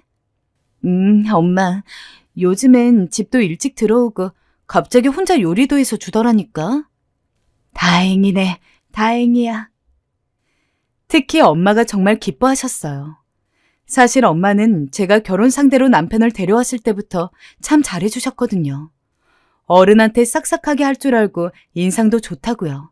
그리고 특히나 남편이 어렸을 적 가난하게 자라왔던 걸 무척 안쓰럽게 생각했습니다. 자네가 고생이 많았겠어. 나도 시골에서 장녀로 태어나 고생 참 많이 했지. 그러니 누구보다 자네 마음 알아. 이제 자네도 우리 식구가 됐으니 내가 정말 아들처럼 잘해주겠네. 남편의 손을 따스하게 잡아주며 그렇게 말해주시던 엄마였어요. 그래서인지 누구보다 남편이 저에게 잘해주길 바랬고 또 그만큼 자신이 사위에게 잘해주려 했죠. 허나 밖으로 돌며 방황만 하니 어떻게 좋아할 수 있었겠어요. 미워하는 감정만 쌓여가던 와중 아이가 생기고 사위가 변하는 것 같자 엄마는 언제 그랬냐는 듯 남편에게 다시 잘해주시더군요. 이거 우리 장서방 갖다 줘라. 좋은 한의원에서 지어온 건데 기관지에 좋다더라. 장서방이 기침을 자주 하잖아. 하루에 하나씩 네가 꼭 챙겨줘. 엄마도 참 사위 사랑 대단하셔. 누가 보면 엄마가 결혼한 줄 알겠어. 따뜻하게 대해줘야 장서방도 완전히 돌아올 거 아니야. 남자 밖으로 돌지 않게 하려면 이때 잘 잡아놔야 해. 엄마는 현명하셨어요. 엄마 말대로 정말이지 제가 남편에게 살갑게 대하고 따뜻한 말도 얹어주니 남편도 변하는 것 같더라고요. 거기다 예전엔 귀찮아했던 집안일도 시키면 군말 없이 하곤 했습니다. 아이 때문에 시작된 변화였지만 어찌됐든 이 변화는 1년을 이어가게 되었어요. 그간 저는 남편과 많이도 웃었습니다. 비록 육아로 바쁘긴 했지만 틈나면 그래도 남편과 소소한 동네 데이트를 하기도 하고 마치 연애할 때처럼 서로를 이름으로 부르기도 하고 그랬습니다. 그 전엔 모두 상상도 못했던 일이었죠. 장모님, 그 전에 지어주신 한약 너무 잘 먹었습니다. 이거 먹고 나니까 기침이 확실히 덜하더라고요. 감사합니다. 그래? 아휴, 잘 됐네. 뿐만 아니라 저희 엄마한테까지 잘했어요. 저희 엄마가 허리가 아프다 하면 어디서 구해왔는지 모르겠지만 무슨 약을 건네주기도 하고 건강식품도 바리바리 챙기더라고요.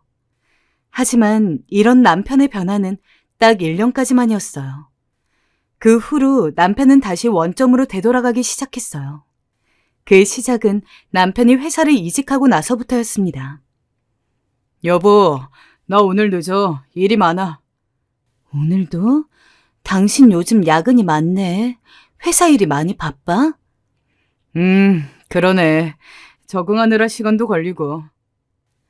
남편은 어쩐지 이직하고 나서 약간 기운이 없어 보였어요. 가끔은 정말 스트레스를 많이 받나 싶을 정도로요.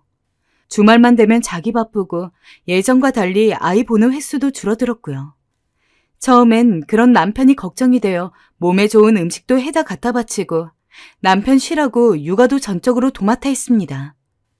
허나 언젠가부터 남편은 아주 가끔 들어와서 정말 아기를 눈으로 보기만 할 뿐 육아에는 전혀 참여하지 않았어요. 솔직히 독박 육아하니 저도 힘들어지더라고요. 그러던 어느 날 남편에게 조심스레 부탁해봤습니다. 여보, 있잖아. 주말만이라도 자지 말고 우리 아기 데리고 나가서 예전처럼 산책도 하고 놀아주면 안 돼? 당신 힘든 거 아는데. 나 주말에도 나가 일해야 할 수 있어. 앞으로 출장도 많을 거고. 어쩐지 그때 느낌이 참 쎄했어요. 출장이라니. 갑자기 옛날 남편이 밖으로 돌던 생각이 나서 몸이 차게 식었어요. 그때부터 저는 남편이 혹시나 예전처럼 바람이라도 피울까 싶어 가슴을 졸이며 살게 되었어요. 속에 얼마나 타들어갔는지 나중엔 화병이 다 생겼더라고요. 그래도 다행이라면 남편이 술 퍼마시고 다니던 시절보다는 양반이었다는 점일까요? 가끔 엄마가 한 번씩 확인 전화를 하거나 집에 들어와 살림을 둘러보러 올 때 솔직하게 말을 하고 싶긴 했지만 엄마 귀에 들어가면 괜히 더 큰 사단이 날 것 같아 입을 다물게 됐어요. 그러던 와중에 시어머니는 본인 아들이 어떻게 아빠 노릇을 하는지 관심도 없으시고 저를 더욱 스트레스 받게 하시더군요. 예, 수민아.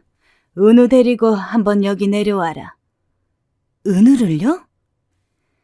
듣자마자 한숨이 푹푹 나오더라고요. 시댁은 부산이었고 저는 남편도 없이 혼자 아들을 돌보느라 잠도 못 자고 꼴이 말이 아니었거든요.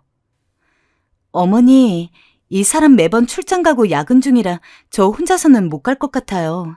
짐도 많고 아직 100일도 안 되어서 아기도 조심스럽고요. 뭐라고? 애 낳은 게 대수라고 지금 네가 시애미한테 따박따박 말 대답하는 거냐? 애비는 일하느라 힘든데 네가 좀 고생해서 내려오면 될 것이지. 내가 손주 좀 보고 싶다는데 그놈의 엄살 좀 부리지 말고 내려오라면 내려와. 정말 기가 막혔습니다. 어쩌면 그렇게 본인 입장만 생각하시는 걸까요? 보통 며느리가 이렇게 말하면 자신이 오던지 하는 노력을 해야 하는 거 아닌가요? 시어머니는 그저 제게 네가 내려오라는 말만 반복하시며 저를 버릇없는 며느리로 몰아갔습니다. 그에 저도 화가 나 맞받아치고 말았죠. 어머니, 저도 힘이 들어서 못 내려가요. 죄송해요. 하지만 그 이후 시어머니는 그게 또 괘씸하셨는지 저에게 무작위로 전화를 걸기 시작하셨어요. 전화를 걸어와선 시애미를 대하는 태도가 버릇이 없다는 둥, 니네 집안이 널 그리 키웠냐는 둥, 나중엔 저희 엄마 욕까지 하더라고요. 사람이 어떻게 그리 경망스러울 수 있는지 들으면서도 기가 막혔습니다. 결국 저는 이 일을 남편에게 말하게 되었어요. 남편이 무슨 말을 해줄 걸 기대한 건 아니었지만 남편에게라도 털어놔야 속이 풀릴 것 같았거든요. 근데 이 인간이 거기다 대고 뭘 그거 가지고 우리 엄마한테 그래. 당신 우리 엄마 말대로 시어머니를 너무 만만하게 보는 거 아니야? 예전엔 안 그랬잖아. 그 말에 저도 꼭지가 돌았어요. 남편과 최대한 갈등 안 만들고 살려 있는데 무작정 시어머니 편을 드는 남편을 보자 화가 치밀어 오르더라고요. 만만히 봐? 날 만만히 보신 건 당신 어머니시겠지. 여보, 당신 어머니가 나한테 뭐라 했는지 알아? 당신 바람 폈을 때 뭐라고 했는지 아냐고. 내가 그 말 그대로 전해줄까? 여기서 갑자기 그 얘기가 왜 나와? 이날을 계기로 저는 시댁과 거의 연을 끊다시피 마무리 짓게 되었어요. 어머니는 임신 중일 때 남편이 저를 두고 윤리적이지 못한 짓을 했다는 것을 아시면서도 그때 끝까지 당신 아들 편만 드셨어요. 그때 하셨던 말도 가슴에 남아서 한이 되었는데요. 남자가 바깥일 하다 보면 그럴 수도 있는 거야. 우리 때도 다 그러고 살았어. 네가 좀 참으면 되는 거지. 그깟 임신 좀 했다고 여자가 매번 집에서 누워있으니 보기 좋겠냐? 네 책임도 있어. 그때 이 말을 듣고 얼마나 스트레스가 되던지 내내 배가 뭉쳐서 연락을 끊었는데 남편의 말을 듣자 다시 그 말이 상기되더라고요. 전 남편에게도 그대로 이 말을 전해주며 덧붙였어요. 아기 낳고서도 여전히 자기 아들 위주로 말하시고 나를 하녀 부리듯 하셔. 그러니 내가 승질이 안 나? 당신 어머니야말로 제발 나 이제 며느리 대접 좀 해달라 해. 너 말 그렇게밖에 못하냐? 결국 그날은 부부싸움으로 번졌고 남편은 그 뒤로 제가 꼴도 보기 싫다며 집도 잘 들어오지 않게 됐어요. 가까스로 유지하던 평화였는데 어떻게 지켜낸 평화였는데 그날을 이후로 모든 게 산산조각이 나버렸어요. 그날 자식을 붙잡고 얼마나 울었는지 기억도 나지 않아요. 그리고 저도 모르게 엄마에게 전화를 하여 시어머니 일이며 남편 일을 모두 다 고백해버렸죠. 엄만 제 말을 듣자마자 불이 나게 저희 집으로 달려오셨어요. 장서방, 이게 정말인가? 자네 요즘 집에 안 들어와? 아니, 아이 아빠가 돼서 왜 그러고 돌아치는 거야? 내 딸 보고 그럼 혼자 애를 키우라는 건가? 그런데 남편 행동이 가관이었습니다. 이젠 저희 엄마를 무서워하지도 않더라고요. 그냥 TV 리모컨만 돌리며 화면을 쳐다보고 있더라고요. 너무 황당히 말도 안 나왔어요. 저희 엄마도 그런 남편에 당황했는지 목소리를 더 높였습니다. 자네, 지금 장모가 말하는데 뭐 하는 겐가, 응? 장모님, 솔직히 말씀드릴게요. 제가 돈 벌기도 바쁜데 왜 장모님에게 이런 소리까지 들어야 하는 겁니까? 뭐라고? 제가 아무것도 안 하는 게 아니지 않습니까? 막말로 제가 놀러 다니느라 늦게 들어오는 겁니까? 저 일하느라 늦게 들어오는 거예요. 뼈 빠지게 일하느라요. 그 돈 벌어서 집에 다 갖다 주는데 뭐가 불만이신 거예요? 남편은 참으로 당당했어요. 자칫하면 그 언변에 저도 넘어갈 뻔하겠더라고요. 얼마나 어이가 없던지. 남편은 자신은 돈 버는 주체이고 가장이니 어쩔 수 없다는 걸 계속 엄마에게 말했고 엄마도 그 말을 듣다 그만 질린다는 듯 집으로 돌아가셨어요. 그러면서 제게 엄마가 하시는 말씀이 있어요. 장서방도 생각이 있을 게야. 너무 뭐라 하지 말아라. 정 힘들면 친정으로 와. 제 편을 든 건지 남편 편을 든 건지 엄마가 제 속을 아는 건지 모르는 건지 엄마가 와서 뭐라 한마디 해주길 기대했지만 기대와 달리 그날은 그리 허망하게 마무리되고 말았어요. 그렇게 힘든 육아 시기를 보내면서 집에 잘 오지도 않는 남편을 뒤로하고 아들을 계속 키워냈어요. 그러던 차에 남편은 정말 억지로 버텨가던 저의 인내심을 테스트라도 하듯 또 한 번 큰 사고를 쳐버리게 되었어요. 저는 그것도 모르고 오랜만에 연애 때의 남편으로 돌아온 것 같아서 조금 안심하고 있었고요. 그런 저를 완전히 바보로 만들어버린 상황이 기다리고 있었어요. 사실을 알게 된 후 정신을 온전히 둘 수가 없었습니다. 여보, 오늘 일찍 들어왔네? 일이 빨리 끝났어. 은우는 어딨어? 시켜줄게. 그래, 고마워. 내가 밥 차려놓을게. 그날은 남편이 모처럼 일찍 왔고 웬일로 아이를 씻겨주며 좀 놀아주었어요. 저는 남편을 위해 맛있는 반찬을 준비해 놓았고요. 저도 그날은 기분이 좋아 남편과 밥을 먹으며 오랜만에 대화도 나누었어요. 회사는 어때? 저번에 큰 프로젝트 있다며. 잘 돌아가. 남편의 대답은 건성이었지만 그래도 괜찮았어요. 그리고 남편이 자러 갔을 때 입을 덮어주고 문까지 닫아주었죠. 지금 생각하면 왜 그랬는지. 30분쯤 지났을까요? 남편의 코 고는 소리가 들려왔을 때쯤 일이 터졌어요.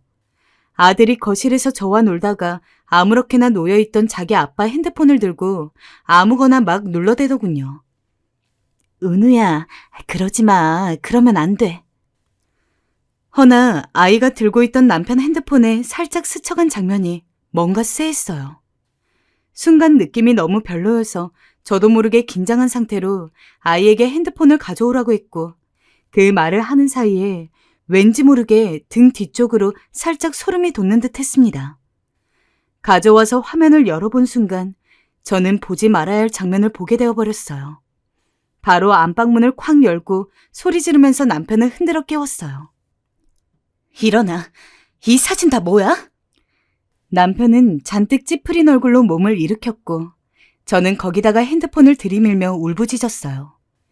전에 한번 아이 돌잔치 때 인사를 왔었던 남편 회사 여직원이 그 안에 있더군요. 이상하게 남편에게 과장님 소리를 해대면서 자꾸 치대고 옆으로 붙는 게 좀 신경 쓰였는데 둘이서 나란히 얼굴을 맞대고 경치 좋은 곳으로 다 놀러 다녔더라고요. 정말 피가 거꾸로 솟아서 감당이 안 되는데 남편은 외려 저한테 무섭도록 짜증을 내더군요. 아, 바가지 긁지 좀 마. 나 나갈 거야. 남편은 그 길로 옷을 걸치고 나가버렸어요. 이런 장면까지 봐버린 이상 저는 남편과 이제 같이 살 수 없겠다는 생각이 막연하게 머리를 스쳤어요. 바람을 피고 돌아다녔다는 사실을 귀로 듣는 것과 눈으로 보는 것은 천지 차이였어요. 적어도 배우자와 살 것이라면 눈으로는 확인하지 않는 것이 좋다더니 그 말이 뭔지 저는 뼛속 깊이 피눈물을 철철 흘리면서 체감하게 되어버렸어요. 충격받으실 친정엄마를 생각하니 차마 말도 꺼내지 못하고 혼자 속으로 끙끙 앓으면서 인터넷이나 커뮤니티를 돌아다니면서 검색을 하고 이혼 관련 변호사분께 상담을 받았어요. 맨정신으로 앉아있을 수 없었지만 아직 어린 아들을 생각하니 답도 없었고 결국 저는 힘겹게 이혼을 위해 혼자 준비를 해나갔어요. 경제력도 없고 무엇도 없지만 그래도 뭐가 되던 지금의 진절이 나는 생활은 정리를 해야 했는데요. 그런데 남편은 정말 저를 괴롭히려고 결혼을 한 것인지 제가 아무리 이혼 관련해서 연락을 해도 일방적으로 무시하고 받지 않더군요. 왜 답장 안 해? 답장하라고. 너랑 이혼할 거니까. 언젠가 제가 전화기에 대고 이렇게 소리를 친 적이 있어요. 남편은 집에 들어오지도 않으면서 양심의 가책은 느꼈는지 조금의 생활비는 꼬박꼬박 보내고 그 외의 연락은 다 차단해버렸어요. 그런데 이런 식으로 나중에 본인 양육권을 당당하게 주장하면서 나타날까봐 너무 겁이 나더군요. 당시 너무 스트레스가 심해서 길을 가다가도 울컥해서 울음을 터뜨렸고 몸이 너무 안 좋아서 물건도 사람도 알아보지도 못했어요. 정확히 알지 못하는 상황에서 불안감은 극에 달했고 아들을 빼앗기면 어떡하나 싶어 공포감에 악몽을 몇 번이나 꿨는지 모릅니다. 그렇게 겨우 정신을 붙들고 아들만 바라보면서 시간을 보내고 있던 중에 친정엄마도 결국 이런 상황을 다 알게 되셨어요. 오랜만에 들리신 친정엄마는 한껏 상한 제 얼굴을 보고 기함을 토하셨고 자꾸 추궁을 하시기에 놀이터에 가 결국 진실을 털어놓게 되었어요. 아이고, 어떡해. 내가 진짜 가만두지 않을 거야. 우리 딸 불쌍해서 어떡하니. 그놈의 자식, 내가 돈까지 주면 그리 달랬건만. 나쁜 놈의 자식. 엄마, 돈? 무슨 돈? 그게 저번에 생활비가 모자라다길래 내가 좀 보태줬거든. 뭐? 얼마를? 한 반년 정도 그랬다. 알고 보니 엄마는 저 신경 안 쓰이게 하려고 남편에게 돈까지 붙여주셨더라고요. 남편이 그 돈으로 데이트를 했을지 뭘 했을지 모를 노릇이었죠. 이 사실까지 알게 되자 열이 머리 꼭대기까지 올랐습니다. 그리고 이내 엄마와 저는 땡볕 아래 놀이터에서 둘이 끌어안고 힘껏 소리도 내지 못한 채 꺽꺽 울었습니다. 아무런 상황도 모른 채 천진난만하게 뛰어다니는 아들을 뒤로하고 말입니다. 이후로 걱정이 되셨는지 엄마는 계속 저희 집에 들리시다가 결국 근처로 이사 오셨고 밤낮으로 함께 와 계셨어요. 그러던 어느 날 모르는 번호로 전화가 왔어요. 누구인지 아세요? 바로 남편의 상간녀였어요. 아, 네, 안녕하세요. 남편분이랑 이혼 준비 중이라 하셨죠? 기가 막혔습니다. 남의 남자 뺏어놓고 뻔뻔스럽게 전화를 하다니. 네, 맞는데요.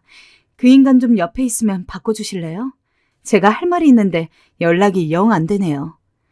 아, 지금 제가 오빠랑 같이 없어서요. 저 혼자 있을 때 전화한 거예요. 다름이 아니고 오빠한테 곧 연락할 거예요. 그러니 기다리세요. 뭐라고요? 갑자기 연락 와선 뜬금없이 연락할 거니 기다리라는 말을 하는 상간녀. 어이가 없었습니다. 그래서 그냥 그 인간 바꾸라고 얘기해야겠다고 고래고래 소리를 지른 것 같아요. 그러자 상간녀는 곧바로 연락을 끊어버렸습니다.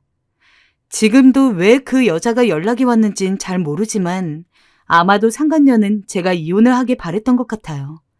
그래야 남편이랑 살 수 있을 테니 제가 설마 다른 마음 먹을까 불안해서 그런 전화를 한 것 같고요. 정말 가지가지한다. 가지가지해. 너무 어이가 없어 저 혼자 벽을 보며 저런 혼잣말을 중얼거리곤 했습니다. 하지만 상간녀의 말과 달리 남편한테선 아무런 연락이 없었어요. 엄마, 이 인간 지금 내 피 말리려는 건가?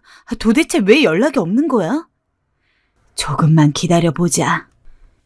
저도 속이 탔고 절 지켜보던 엄마도 속이 타긴 매한가지셨어요. 그러던 어느 날 뜬금없이 남편으로부터 갑작스레 연락이 왔어요. 드디어 연결이 되었구나 생각을 하기에는 남편이 아닌 다른 사람으로 인해 받은 전화였기에 상당히 혼란스러웠습니다. 한참을 멍하니 서 있었고 이미 나는 최악의 상황을 겪고 있다고 생각했는데 더 깊은 지하 몇 층에 기다리고 있었어요. 친정엄마는 아무 말도 못하는 저를 이상하게 쳐다보고 계셨고 저는 그대로 떠듬거리면서 말을 반복할 뿐이었어요. 네, 이름은 제 남편 맞아요. 지금 무슨 말씀이신가요? 때 아닌 남편 근황에 엄마도 놀라서 벌떡 일어나셨고 전화기 너머로 말을 듣는 내내 온몸이 부르르 떨렸습니다. 귀로 뭐가 들려오긴 했는데 그냥 쑥 빠져나가는 것 마냥 전혀 소화가 안 되어 몇 번이나 되물었어요. 그것은 바로 남편이 이 세상 사람이 아니라는 내용이었습니다. 일단 결론부터 듣게 되었기에 너무 얼얼해서 말이 나오지 않았는데요. 나중에 자세한 사고 경위를 알고 보니 왜 제가 더 나쁘끄럽고 몸둘 바를 모르겠는 걸까요? 그렇게 제가 이혼해달라고 난리를 쳐도 안 해주고 잠적해버리더니 그 회사 여직원과 쭉 같이 지냈었나 봅니다. 그날도 둘이 나란히 어디론가 여행을 가던 중 교통사고가 아주 처참하게 나서 둘 다 그 자리에서 숨을 거두게 되었다는 거예요. 아니, 이게 다 무슨 일이야? 엄마의 입에서 허탈한 한숨 소리가 흘러나왔습니다. 저 또한 제정신을 붙잡고 있기가 힘들었어요. 그 후 저는 본처 입장으로 한동안 아주 불편한 대면을 하면서 여러 가지 상황들을 처리해 나가게 되었습니다. 그저 곱게 이혼만 하고 모든 인연을 정리하고 싶었는데 이런 식으로 끝을 맺다니, 그것도 다른 여자와 나란히 운명을 달리하다니, 저를 어디까지 바닥을 치게 만들고 비참하게 만들어야 이 사람은 성이 풀리는 걸까요? 이런 제 마음을 더욱 갈갈이 찢어놓은 이가 있었으니 바로 시어머니였어요. 너 때문이야. 며느리 하나 잘못 들여가지고 우리 아들이 이렇게 잡아먹혔지 뭐냐. 밖으로 내쫓고 못되게 굴더니 우리 아들을 길바닥에서 죽게 만들었어. 아유, 엄마 그만해요. 언니한테 왜 그래? 누가 엄마 좀 말려봐요. 저러다 언니 죽겠네. 듣다 못해 친정 가족들이 나서려고 했지만 시어머니는 제 머리채를 잡았어요. 우악스럽게 제 머리채를 잡아뜯는데 너무 아파 눈물이 찔끔 나더라고요. 어떻게든 시어머니 손을 뿌리치려고 저항하다 시어머니를 그만 밀어버렸습니다. 이게 왜 제 탓인가요? 그만하세요, 어머님. 그냥 받아들이세요. 그리고 전 아무 잘못이 없습니다. 그러고서 저는 집으로 돌아갔어요. 시어머니에게서 계속 연락이 왔지만 저는 너무 기력이 없어서 싸우고 싶지도 않더군요. 솔직히 시어머니도 창창한 나이에 아들이 저렇게 가버렸고 제대로 알리기에도 창피한 상황에 놓여 있으니 저한테 화풀이를 하는 것이었을 거예요. 그러지 않고서는 멀쩡히 견디기 힘들었을 테고요. 연애 때부터 이런 상황까지 저를 못 괴롭혀 일쑤였던 시어머니가 보기 좋아서 이렇게 이해를 하는 게 아니라 저는 그저 모든 게 다 싫고 귀찮아져 버렸어요. 그러던 와중에 아예 다 망하라는 법은 없는지 남편 사망보험금이 어느 정도 나왔더군요. 건드리기도 싫은 돈이지만 어쩌겠습니까. 당장 돈 나올 곳도 이제 없고 그나마 친정엄마 도움으로 겨우 입에 풀칠을 하며 살아가고 있었거든요. 그런데 웃긴 건 시어머니가 그 돈을 탐내시더군요. 너 그 돈 받을 자격 없다. 내 아들 죽어 나온 돈이야. 내놓으라고. 난 처음부터 네가 마음에 안 들었어. 다 너 때문이다. 늘 저를 괴롭히던 시어머니가 이 상황에서도 이러시니 정말 한숨만 나왔습니다. 하지만 결국 저는 어떻게든 사망보험금으로 나온 돈으로라도 살 길을 찾아야 했고 당당히 시어머니에게 말했어요. 이건 제 돈이에요, 어머님. 제 아들 키울 돈이니 그만 돌아가 주셔야겠어요. 뭐라고? 나가달라고요. 나가세요. 제가 고함을 지르자 그제야 시어머니는 도망치듯 나갔고 저는 정신을 추스리기 힘든 때였지만 겨우 힘을 내어 프랜차이즈 카페를 알아보게 되었어요. 엄마 하고 저를 부르던 아들을 생각해서 말입니다. 허나 생각해보면 썩 좋은 결정은 아니었던 것 같아요. 직장 다니면서 주는 월급만 받아왔던 제가 카페를 운영한다니 그냥 덜컥 정할 수 있는 방향은 아니었는데 말이에요. 좀 자리를 잡게 한 다음 나중에 제가 없어도 돈이 적당히 돌게 될 거라고 너무 순진하게 생각했나 봐요. 한창 엄마 손길이 필요한 아들을 생각하니 어린이집에 맡겨두고서 직원을 쓰거나 아니면 제가 때때로 돌보면서 어떻게 되지 않을까 싶었어요. 처음에는 저도 의욕을 갖고 시작하게 되었고 나름 프랜차이즈 설명회를 다니면서 없는 시간을 쪼개가며 공부를 하고 계획을 세웠어요. 되도록 허튼 돈 쓰지 않고 잘 준비를 해서 수익을 낼 수 있기를 바랬거든요. 하지만 왜 제 마음처럼 되지 않는 건지 저의 힘겨운 출발은 갈수록 점점 둔탁한 소리를 내며 기울어지고 있었습니다. 저 죄송한데 사장님 그만두어야 할 것 같아요. 어? 갑자기? 지은 씨 왜? 내가 섭섭하게 한 거라도 있나? 아니요, 그게 아니고요. 학교 복학해야 해서요. 아, 그렇구나. 알겠어요. 갑자기 오래 일한 알바생이 그만두질 않나. 운영 부분에서도 저는 서툰 부분 투성이었고 혼자 감당하기 힘든 문제들이 점점 눈덩이처럼 불어가고 있었어요. 나중에 너무 한계가 와서 차라리 이러느니 돈을 다 깎아먹기 전에 정리를 해서 얼마라도 쥐고 있어야겠더라고요. 아무것도 하지 않고 들고 있었다고 해도 뾰족한 수가 없었겠지만 막상 2천만 원 남짓도 안 되는 돈이 남겨지게 되니 저는 극심한 우울증에 시달리게 되었어요. 엄마, 나 너무 힘들어. 죽을 것 같아. 저는 매일 울며 엄마에게 전화를 걸었습니다. 엄마는 제 전화를 받으시는 것도 힘드셨을 텐데 절 따라 같이 우셨어요. 아이고, 내 딸, 우리 딸 불쌍해서 어떡하면 좋아. 그때 전 저희 엄마가 어떤 상태인지도 몰랐어요. 오로지 저희 힘든 것만 눈에 보였죠. 당시에 아이를 낳고 완전 감도 잃어 아무리 일할 만한 곳들을 찾아봐도 잘 구해지지 않았어요. 남은 돈마저 생활비로 조금씩 쓰다 보니 언제쯤 끝이 날지 선명하게 그림이 그려지더라고요. 그러던 와중에 아들은 기관을 다니면서 계속 맡겨지다 보니 적응도 잘 못하고 잔병치레를 하게 되었어요. 우리 아들 어떡해? 열이 펄펄 나는 아들을 안고 큰 병원으로 뛰어가던 날 하필 비도 내리고 택시도 잡히지 않았어요. 어쩔 줄 몰라서 발을 동동 구르던 저는 아이에겐 정말 저밖에 없고 내가 온전히 정신을 차리고 돌보지 않으면 안 되겠다는 생각이 절실하더군요. 정말이지 엄마는 아플 수도 정신을 놓을 수도 없었어요. 나만 믿고 이 세상에 태어난 자식이 있으니까 말이에요. 이후로도 아들이 어디가 아프고 또 뭐가 아프기를 반복하다 보니 병원을 제 집 드나들듯 다니게 되더라고요. 툭 하면 열이 났고 음식을 토해내기 일쑤였던 아들을 보다 보니 정말 세상에 나 같은 여자도 있을까 싶었습니다. 온갖 이런 기구한 일을 겪었다면 남은 입장에서 저의 삶이라도 조금은 무난하게 흘러가야 하는 게 아닐까요? 제 앞으로 떨어진 사망보험금으로 먹고 살겠다고 알아본 길은 금방 망하게 됐고 하나뿐인 아들 보고 잘 살려고 했더니 이렇게 툭 하면 아파서 애간장을 녹이니 말이에요. 이미 가버린 남편을 이제는 제 인생에서 완전히 분리하고 싶었고 정말 진흙탕 같은 현실이지만 어쨌든 아주 작은 실이라도 붙잡고 살기 위해 힘을 내야 했어요. 끝까지 저는 잘 될 거라고 저 스스로라도 되새기며 토닥여주는 수밖에 없었고요. 왜냐하면 저를 자식으로 둔 친정엄마까지 마음의 병을 앓게 되었음을 깨달았기 때문입니다. 이거사, 너는 네 자식이 중요하지. 나는 네가 잘못되면 내가 못 살아. 엄마. 어느 날 엄마 집에 가니 우울증 약봉지가 수두룩하더라고요.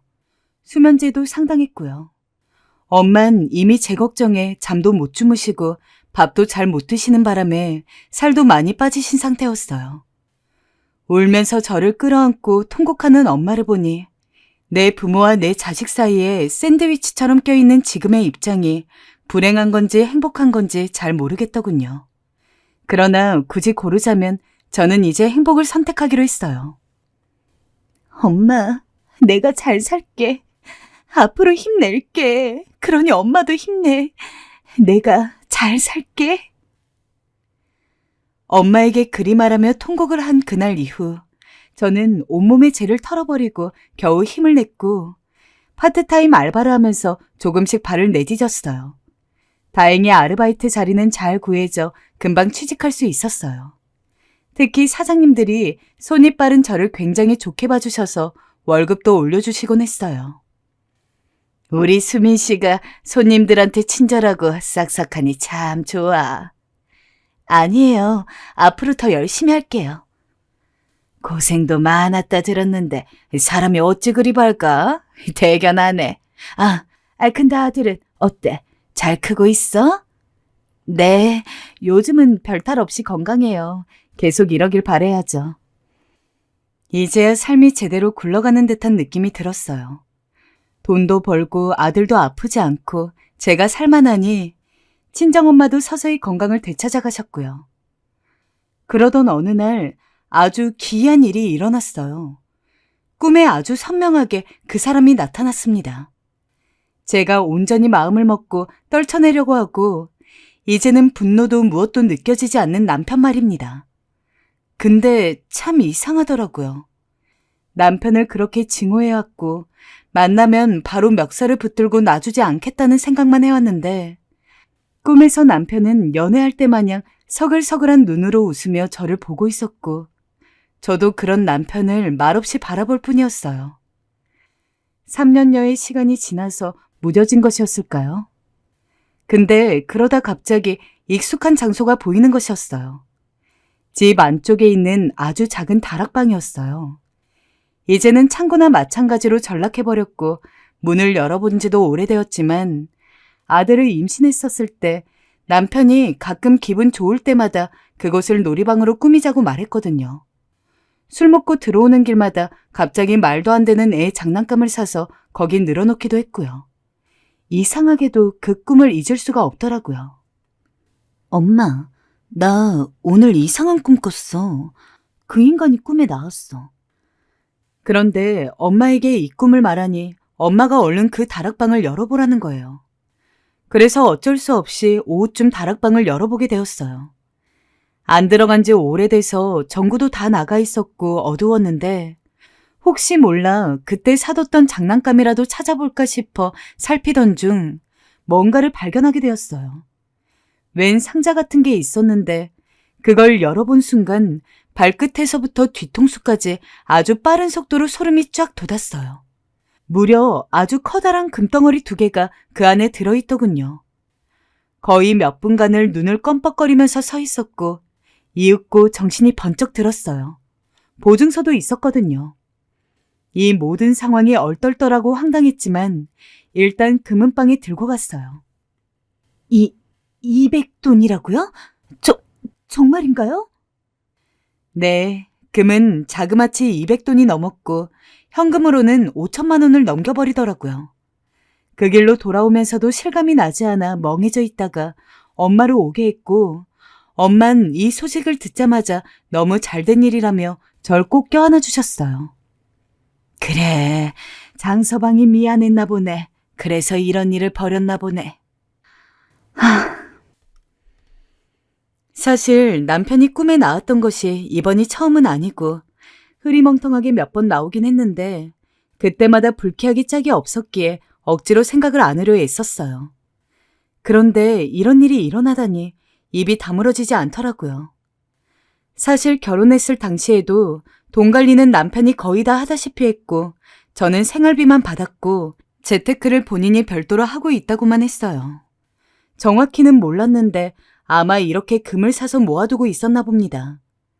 결혼한 이래 매번 본인이 밖으로 돌아다니니 저랑 이론 쪽 대화를 제대로 할 새도 없었고 늘상 여자 문제로 싸우기 일쑤였기에 더더욱 알 수 없는 상황이기도 했고요.